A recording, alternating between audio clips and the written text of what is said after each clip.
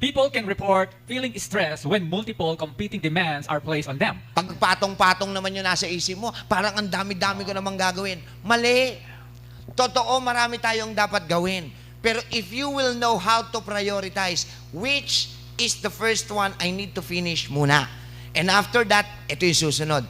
And life will be so easy. Yan. So, kailangan maglilista rin pala tayo ng priorities. Next. The feeling of being stressed can be triggered by an event that makes you feel frustrated or nervous. Diyan naman pumapasok yung traumatic experience. Ito yung mga hindi sinasadyang events na nangyari sa buhay mo.